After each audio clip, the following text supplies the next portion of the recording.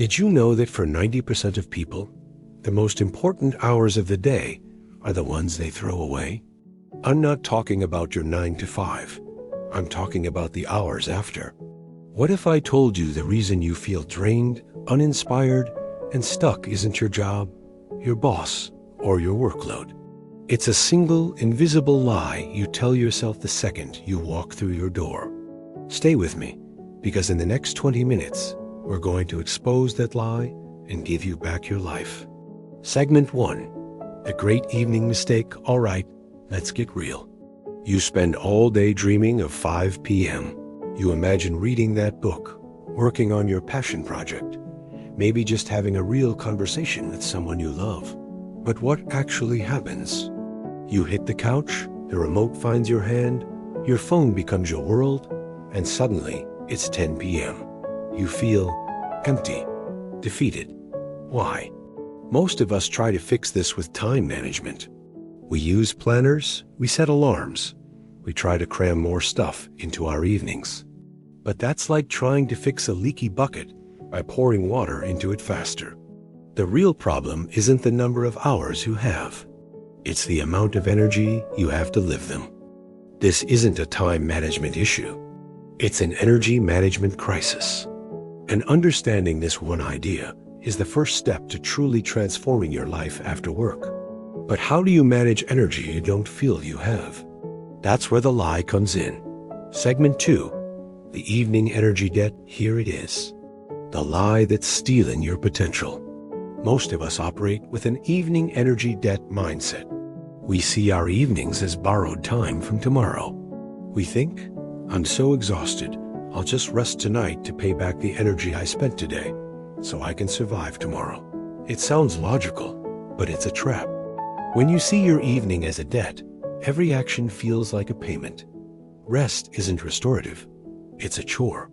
You're not recharging, you're just trying to get back to zero. This mindset guarantees you wake up with the same limited energy you had yesterday, stuck in an endless cycle of exhaustion. Pause and ask yourself this. Do you see your evenings as a debt to be paid?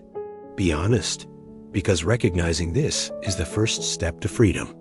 Type debt in the comments below if this feels familiar to you. Segment 3. The investment mindset. Now, what if we flip the script? What if you stopped thinking of your evening as a debt you're paying and started seeing it as an investment you're making?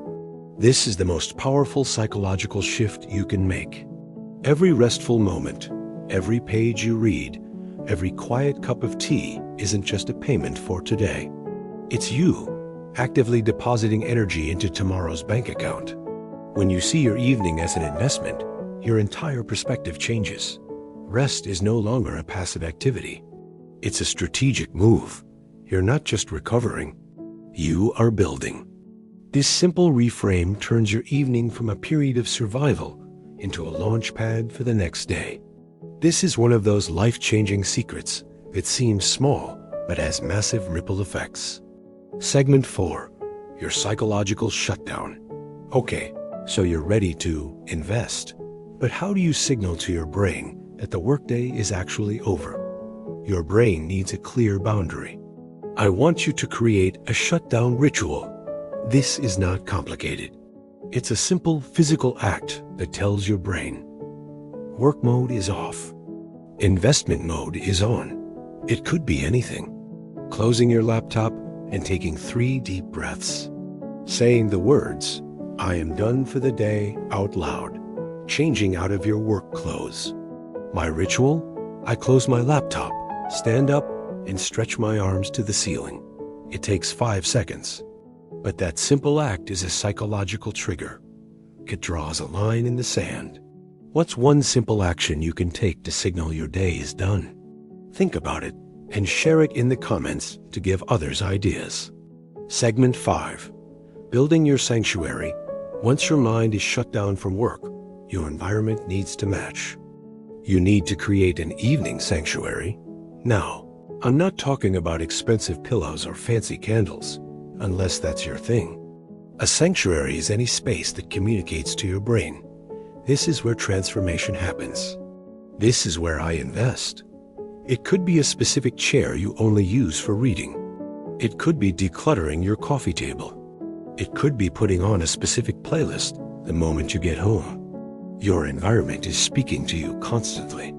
Make sure it's not saying, "This is where we collapse." Make it say, "This is where we grow." Segment 6. Making technology your servant. Let's talk about the biggest energy vampire in the room, your phone. We let our devices steal our evenings. That mindless scrolling isn't rest. It's a low-grade drain on your focus, your creativity, and your energy. The mindset shift here is simple. Technology should serve your evening, not steal it. This is about intentionality. Instead of letting the algorithm decide what you consume, you decide. Use your phone to play a guided meditation. Use it to call a friend. Use it to listen to that album you love. Use it as a tool for your investment, not as the default activity. This next tip will change how you see success forever when it comes to sleep. Segment 7. The digital sunset. Here is a wild fact. Your brain doesn't distinguish between the blue light from your screen and the light from the sun. When you're scrolling in bed, you're essentially telling your brain, "Hey, it's noon. Stay awake." This is why you need a digital sunset. It's a non-negotiable time, maybe 8 p.m., maybe 9 p.m., when all screens go off. Period. This isn't about discipline. It's about biology. Giving your brain that hour of darkness before sleep is one of the single greatest investments you can make for tomorrow's energy, focus, and mood. Try it for just 3 days. I promise you'll feel a difference. Segment 8. Your emotions are not your enemy host. Slowing down. Becoming more reflective. Sometimes, the reason we numb out with TV and scrolling is because we trying to escape difficult emotions from the day. Stress, frustration, disappointment. We see these feelings as obstacles. But what if they're not? What if emotions are just messages? On-screen text. Emotions equals messages. That feeling of stress isn't a monster to be slain. It's a messenger telling you that a boundary was crossed or a value was compromised. That feeling of exhaustion is a messenger telling you that you need genuine, restorative rest. Start listening to your emotions with curiosity instead of judgment. A simple trick? Just name it. Okay, I am feeling anxious right now. Studies show that the simple act of naming an emotion can reduce its power over you by up to 40%. They stop being your enemy and start being your guide. Segment 9. Connection is productivity. There's a myth in our hustle culture that if you're not working, you're not being productive. So we isolate ourselves in the evening, thinking a conversation is a waste of time. That's another lie. Connection is productivity. A deep conversation with a partner, a fun phone call with a friend, or playing with your kids. These aren't distractions. They are essential investments. They recharge your creativity, your problem-solving skills, and your emotional resilience. That viral dancer you saw online? They didn't just practice moves. They were fueled by the support and connection of their community.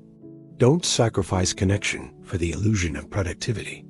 Segment 10. The identity-first approach now. We've talked about a lot of actions, but all the tips in the world won't stick without this final foundational shift. This is the secret to making change last. Focus on who you need to become, not just what you need to do. Don't just say, "I'm going to read a book." Ask, "Who is the person I want to be?"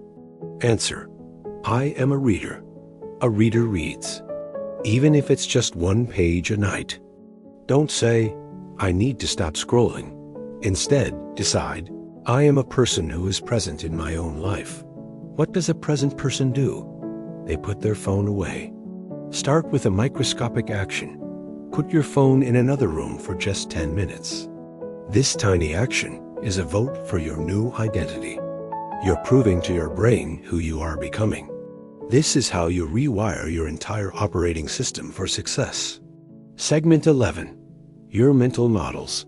All of these ideas, energy management, investment, identity, are what we call mental models. They are the invisible scripts that run your life. They're the operating system of your mind.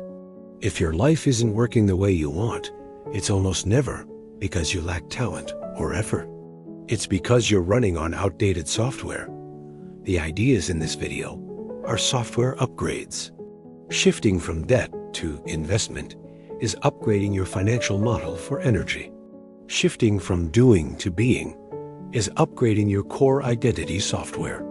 This is the highest leverage activity you can do. It's not about working harder. It's about thinking better. Segment 12. Your first investment, okay? That was a lot. So where do you start? Don't try to do everything at once. Pick one thing. Just one. Maybe it's the shutdown ritual. Maybe it's the digital sunset. Maybe it's reframing your evening as an investment. Pause this video and ask yourself, what's the one change I can commit to tonight? Not tomorrow, not next week. Tonight. That's your first deposit into tomorrow's energy bank. Type, "I'll start today," in the comments to make a public commitment to yourself and to this community. Let's hold each other accountable. Segment 13. Conclusion and call to action. Your evenings are not the leftovers of your day. They are the seeds of your tomorrow. By shifting your focus from time to energy, from debt to investment, and from doing to being, you can transform these precious hours from a time of depletion to a time of profound growth and joy. You have the power to stop the cycle of exhaustion. It begins with the decision you make tonight. If this video sparked something in you, please hit that like button. It tells YouTube that this message is important. Subscribe to Mindset Momentum for more tools to build a life you don't need to escape from. And finally, share this video with one person who you know needs to hear this. Let's stop wasting our lives waiting for the weekend. Let's start living tonight.